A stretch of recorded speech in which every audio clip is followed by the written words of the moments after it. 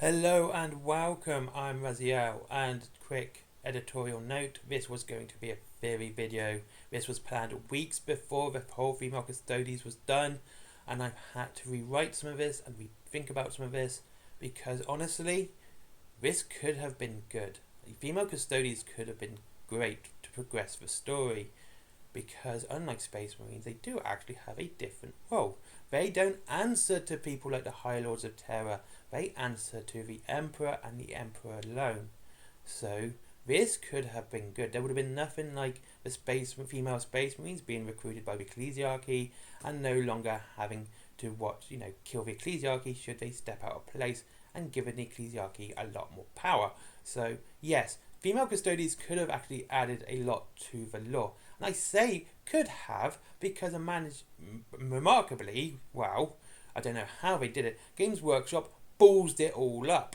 I mean, seriously, the one time where adding females to a faction could have been a good thing if done well, could have actually progressed the story, added far more to it, a lot more depth, but nope, they couldn't do that. And honest to God, this has been the most pathetic thing I've ever seen in my life, when Games Workshop have no control over their own IP, that they messed this up so badly. And yeah, they did. I'm sorry, but they did. They messed it up. See, here's the thing. I don't really care. I'm actually apathetic towards the whole thing, because it's not my IP, it's DW's IP. If they want to add something, let them add it. If it's written well, I'll go that way. If it's written badly, I'll say it's written badly. And that's the way it should be. You should judge everything on the merit of its quality, of its writing, and what it actually does to the story. Like any retcon or change, it's got to be positioned that way. You cannot just go, oh no, it's female, oh no, it's male. It doesn't matter in the long run. In the end, I have a lot more to worry about than just whether or not what a Custodes is packing in his trousers. Okay, here's the thing. This, like I said, this was a theory video that was planned a long time ago. I've done it with the Space Marines, and I'll do it again with other factions as well. But with female Custodes, it's the one time, and I still say it's the one time it could have been good for the lore. And it sounds silly and it sounds stupid, I know, but let me explain. Right, first things first, the thing is, you've got to understand how do Custodes recruit. Custodes recruit from the highest houses of terror, the noblest of noblemen, and all of that. And here's the thing. Noblemen like to marry their daughters off. They like to marry their daughters off to gain power. It's the way it's been done in medieval times. We know this is history for us. Daughters were often seen as bargaining chips, and we can easily say that it's exactly the same, because it is the same, on Terra. Daughters are used as bargaining chips, so people in power could gain more power and prestige and control. It's the way it is, okay? And that is very interesting to see. And all of a sudden, having female Custodes means there's a bargaining chip going from a nobleman. Now, do they want this? The noble houses, do they want this? No, they don't. Having them added now in the current timeline, and that's what I mean now, after the demon invasion of Khorne, you could go back to the War of the Beasts. Same thing would apply there, and could just been longer, but they didn't put it in back then. And now the Custodes are actually out fighting and dying, and not just staying on Terra, would actually be better to have it now. Okay?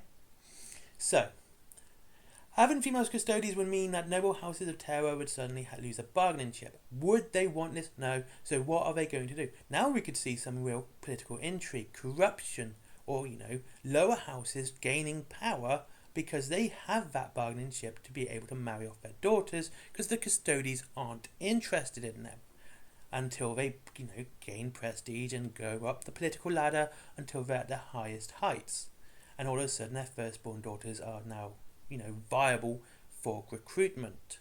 So there's that, okay? And that would add so much more to it. You could even involve the Inquisition to make sure that these noble houses are being honest with the sex of their child. and making sure that you have this new orders prenatalist or something like that, where they actually do go around and say, is that a boy or a girl?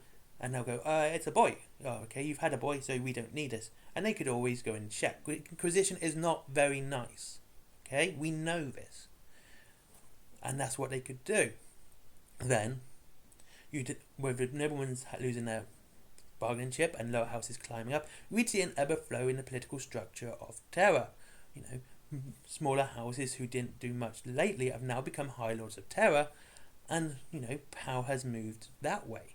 New things have come up, more new political policies, and new people are being, let's say, shown the light of the Imperium because of new ideas coming forward, and we'd have high lords of terror being demoted down, going down the ranks because they haven't managed to hold on to their power because they've had to give up their firstborn daughter. You see what happens there?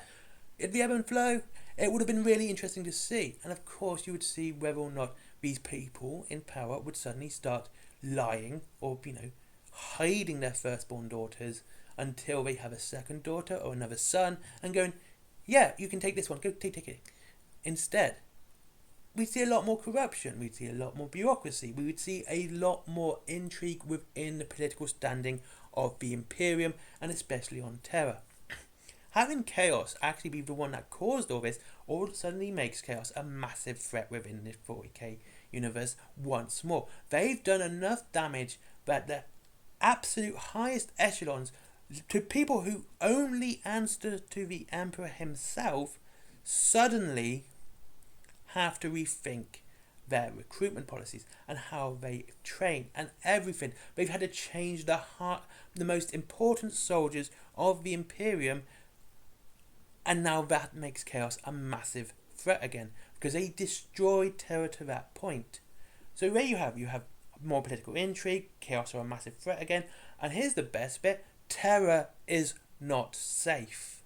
That makes it important. Having it done after the demon invasion of Khorne and having it so bad that they decimated the noble houses, terror is no longer safe. This adds a lot more to it than anything else. Because terror needs to be safe for the Imperium. It really does.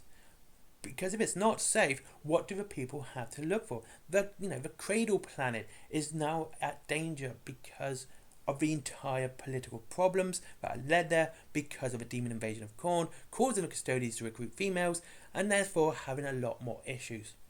And of course, this could cause resentment on planets which are further away, could cause, planets to suddenly remove themselves from terror and the Imperium, saying, look, we're leaving the Imperium now. We don't think you can't even protect your own home. How are you going to protect us?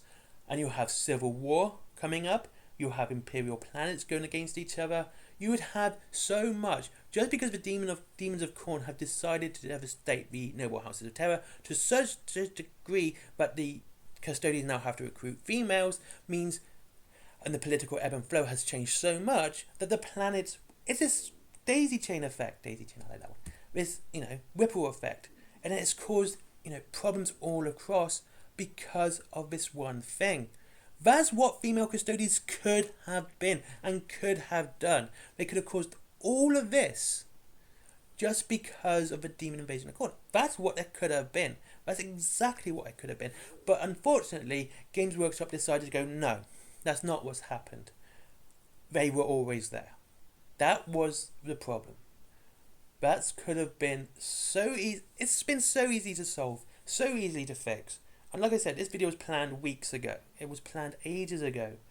And this was actually going to be this week's theory video. This was when it was planned to be released. I've had to release it early on to make them good again video. And anyway, that's it. Thank you very much for watching. And what are your thoughts down below? I hope I made my position clear on this. And I'll see you all again in the next one. Link to Railing Games down below, as always. Save up to 20% on your Warhammer and free delivery after £20. And there is Forbidden Planet. There is for comics, DVDs, mangas, etc. My merchandise, my comics, and Skyforge as well. I hope I see you in the next one, and goodbye.